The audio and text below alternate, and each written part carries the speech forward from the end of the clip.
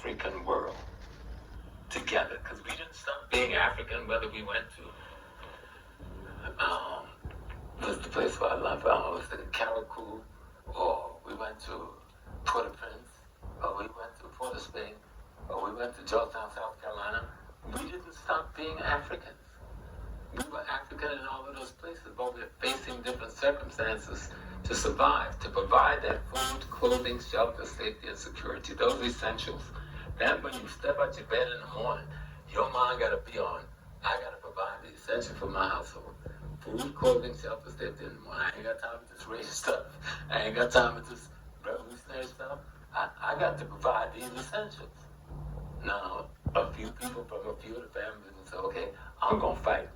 But most, the overwhelming majority of the families just trying to provide food, clothing, shelter, safety, and security. What Claude Anderson is saying, okay, that's cool, but let's aggregate it. Let's get control of the economic politics and culture then where we live. And let's get control of land, labor, and resources where we live. And then we can produce, our credit union, our banking system. And then we can circulate that dollar in our community. So it goes from the guy in the bank to the guy that want to open the business, so needs to buy the building, to the guy he's got to buy the tools from, right? To the guy who's going to rent the truck to him so he can transport those tools, right?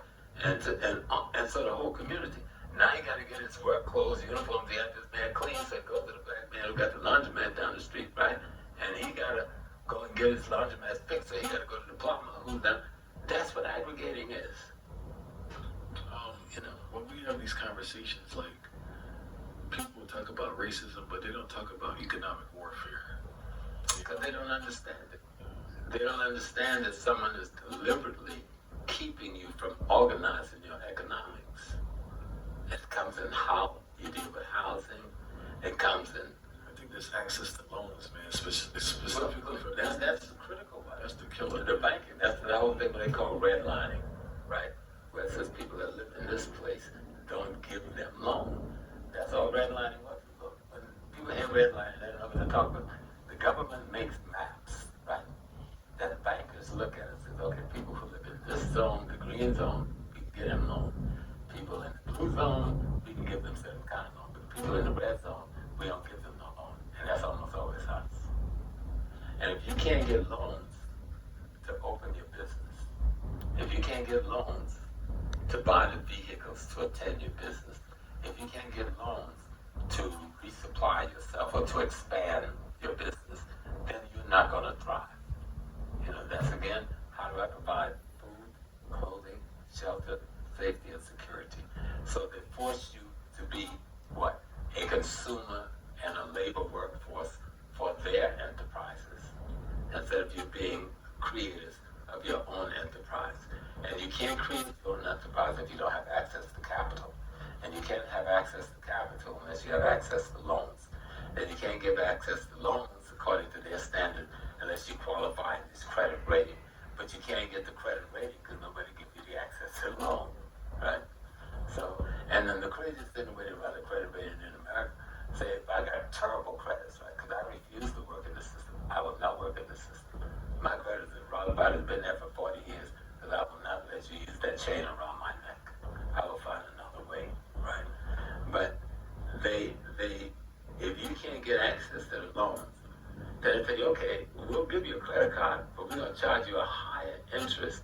You're the one who can't pay now, but I'm going to charge you the higher interest than somebody else. But that is stupid. But that is a debilitating way of keeping you out of the marketplace, keeping you from getting back. So what Dr. Anderson said, let's find our own ways to aggregate. Aggregate simply means to bring our monies together. That's where credit unions come in the black community. And credit unions could then evolve through amalgamation, coming together to become banks.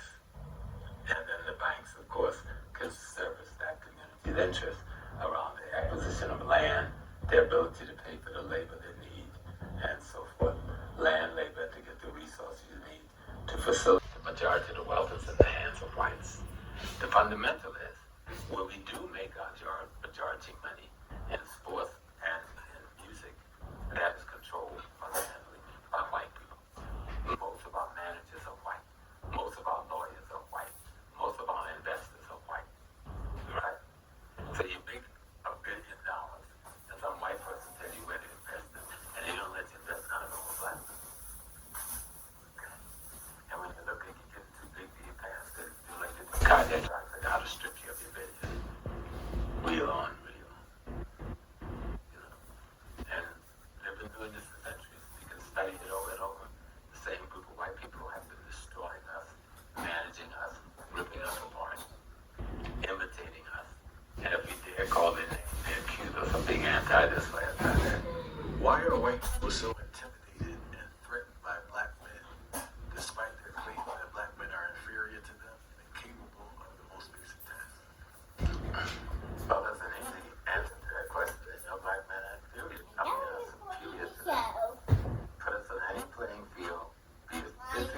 no football, and we will win. Give us the same opportunities, and we will win. Because we come from a history of not trying to destroy and dominate the world, and you come from a history of trying to destroy and dominate the world, and that has become the culture of the white community. You know, so you go into your medicine, and you first open heart surgery as a black man. You first separating of Siamese twins as a black man. The creator that eventually produces your first artificial heart as a black man. You can just go on and on. A black janitor, John Hancock, all right, teaches your best surgeon, the janitor, who never went to med school. Give me a break. You got a TV set because of a black man. You got a cell phone because of a black man. You got a touchstone because of a black woman. You got a video game because of a black man. You got the internet because of a brother from Ghana, Nigeria, or Ghana, I think the brother's from. You got when we send messages on the computer. Like I want to text. What do you call it? Email. You have the email because of a black Indian man. And it's just going. All of the technology that you're using was created for your corporations by African peoples. All of it. I don't know, as a rational thinking human being, right? If I genuinely think you're inferior, I wouldn't pay you any mind. I wouldn't have to play so many things or create a system to keep you out of it because you're not capable of anything. I don't think people look at our system from that. They don't look at white people with that level of insecurity, and at the same token, they don't look at the brilliance within themselves as black people. Well, part of it, when we say white people, there's no such thing. They're really not as aggregated as we think they are. Because you got the Italians over here, the Jews over here, the Irish over here, the Germans over here, the Eastern European Czechs and Slavics over here. And the only time we see them come together and look like there's a unified them is when they're opposing black people's progress. And then you'll see this unity among them. But for the most part, they're competing with one another. And whenever we're allowed into that competition, everybody seems to lose. And so the thing is, don't let us in the competition. And the excuse is because we're not capable. Well, you're never going to know my capability if you don't give me access to show my capability. But that has been the history of our relationship to the European male, particularly. He's inferior. He's insecure. That's what all this lynching of black people, saying them having sex with white women. I haven't had the white women complain at all. They ain't been lynching nobody. It's only white men. So they need to get to the bottom of that and find out what that's all about. But it's the thing is that give us the opportunity to compete on a level field. Whenever that has happened, we've done extraordinarily well. In the Second World War, they said, oh, we couldn't be pilots. They didn't want black men to be pilots. Eleanor Roosevelt said, okay, let's make a try, working with Mary McLeod Bethune, and they set up the Tuskegee Airmen program at Tuskegee. No Air Force unit in the history of American aviation militarily has ever accomplished what those men accomplished. Nobody. Nobody talks about it. And the people who say can't fly a plane, you train them, send them up in Italy and Germany, and they don't lose a single bomber. In the totality of the involvement in the war, every bomber that they take out, they bring them all back home. And you were losing them all along the way with the best of your superior crap.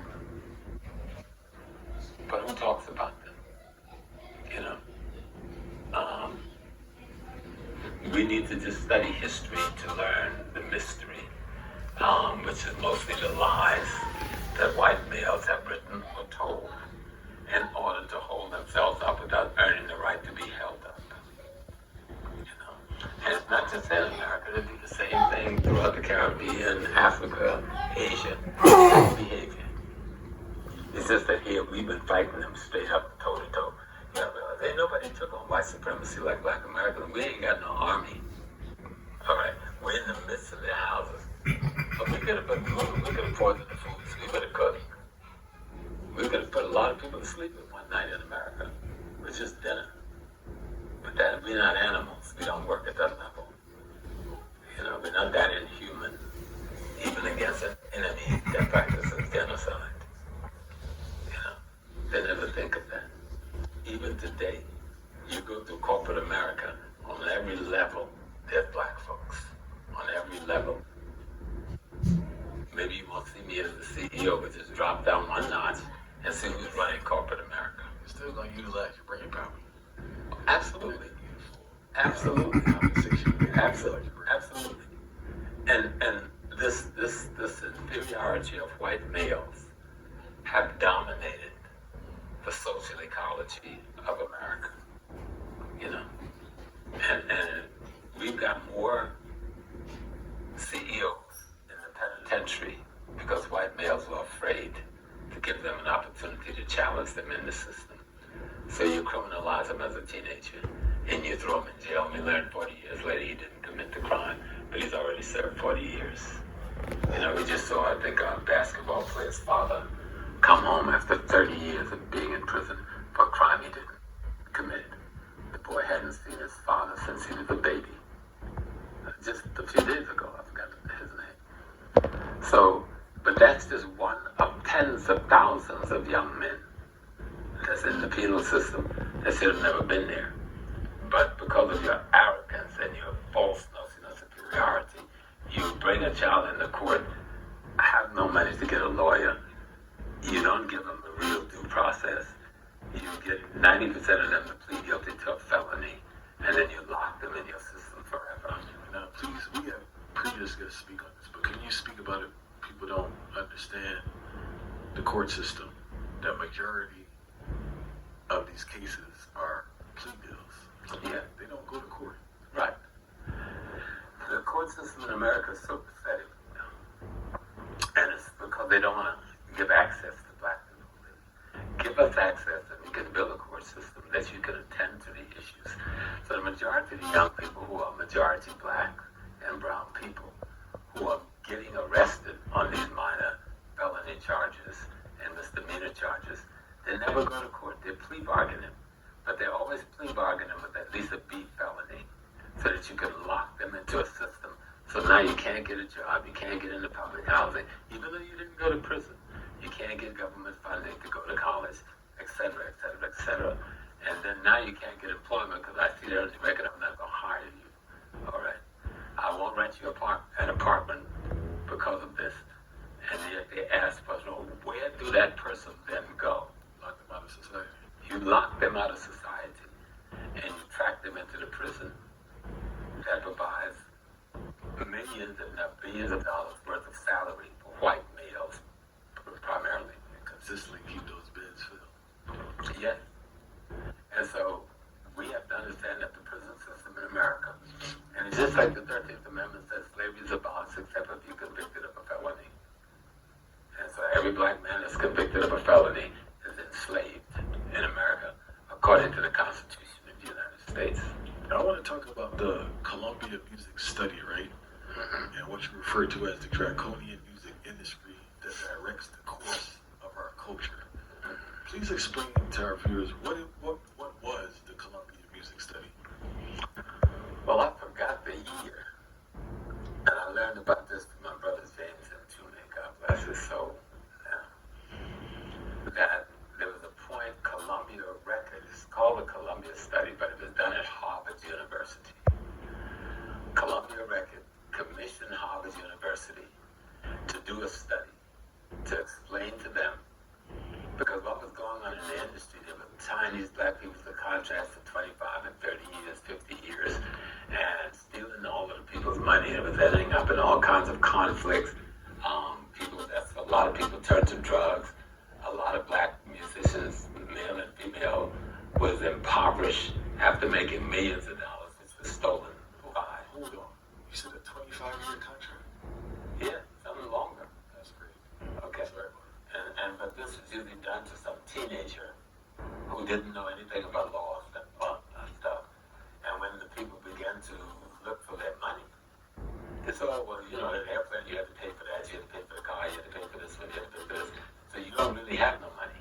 But me, the agent now, the lawyer, we made plenty of money. We made millions off of you. But you have nothing to show. So people began to fight back.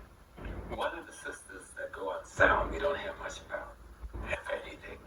And I used to love her when I was a child. She used to be on the bubblegum card. The most beautiful black woman in the world. Her name was Ruth Brown.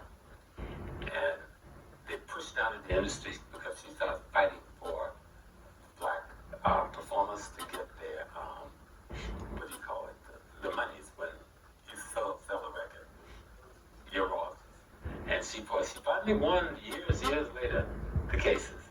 But that kind of struggle was going on. So Columbia Records asked Harvard University to do a study to tell them how to best run the industry without having to do these long contracts and having to create these conflicts and so forth. And the study concluded that if you control the distribution of the music, you can give them their masters, you can give them their royalties, but control the distribution, you control the artists. All right? And so that's what the industry does today. That if you don't do what we tell you, your stuff don't leave the studios. It don't leave the warehouse. And I remember when they did this to Blackstreet, Teddy Riley, when Teddy and them was, they were rhythm and blues, and they were told that they had to do rap. And when they said, no, we don't do rap, that ain't nothing, we're rhythm and blues soul singers. And they were told by Interscope Records that if you don't do this, your stuff will never leave the warehouse. And they did that to a lot of artists. Artists are now breaking free from all of this. They're beginning through the last 10 years to understand this, but they're now coming to the table making better contracts. We see it with the Jay-Z, was able to break away and without getting absorbed by the system. Some of the others we think got away didn't get away. They got absorbed by the system, so they look like big black men, but they're weak little white men in blackface. I give Jay-Z credit, him and his wife, who they really did create a black enterprise. Sam Cooke created a black enterprise, but they murdered him. This was going back to the day Nat King Cole had to create his record company in Mexico. He couldn't create a record company in America. All right. James Brown created his record company in 3 different places: Detroit, California, and Georgia. And when he amalgamated and put it together, and his son, who had just gotten a master's degree, became the president of the company, he had a mysterious car accident on the Jersey Turnpike where he got killed in a tractor-trailer truck. Ran over his car. James Brown's son. So we really need to study the history of black people fighting against the conclusions of the Columbia Records study that Harvard University did for them on how to control the music industry. So the trillions of dollars that was made in the music industry over the last 50 years went primarily to white people and not the black artists who was making all that beautiful music. All right, and the second part here too, where you speak about where you speak about the music industry directing the course of our culture. Can you talk about that? Well, culture is driven by the tools of culture. Music is a tool of culture. It carries information. It carries this image. It influences emotion. All right? It tells stories. It creates metaphor. It creates folklore. All of this comes from music. And so music is one of the tools that educate more than any other tool in a culture, a society. And so whoever determines the tenor of a music, meaning the lyrics, the ethical, moral content, whoever determines that controls the socialization process of the population. Socialization, how you get your values, your interests, and your principles. And so that's why the people always trying to dominate our music for an African people. Music is essential to us having a partnership with the rest of nature. It's all about rhythm and vibration and being in tune. So if you control my rhythm, my vibration, my attunement, then you can now send any negative message on those streams that you want to influence on how I see reality and how I act that out. And we see it in our youth, especially with the new technology of the telephone and the hip hop and we have no control over their access to the worst or the best. Somebody else does. And it's a very deliberate doing. And so we have to wake up and understand that culture isn't just listening to music. You're absorbing the ideas of the music. Okay? You're being influenced by the pictures painted by the music. Okay? So if somebody can control the pictures and the images and the ideas of the music that you're enjoying and absorbing with your African rhythm, they're controlling your mind to a great degree. Scary when you know the reality, but so many people say, "Oh, I just listened to it. It doesn't mean anything. It doesn't influence me." Well, that's not real. Yeah, that's like somebody saying, "I drink, but I'm not an alcoholic. But if I get drunk every night, it's just because I drink to kind of relax." That's not being real. I smoke cigarettes. I know it's gonna kill me. I know I'm gonna get lung cancer, but it helps me to relax at the end of the day. Well, you smoke during the lunchtime, you smoke during breakfast, you smoke during your break. And you're addicted to something, and it is causing a harm in you. But you can be addicted to music. You can be addicted to a beat. You can be addicted to a set of rhythmic patterns. And with those, information is sent to your brain, which is then sent to the rest of your being. And that information influences how you see everything else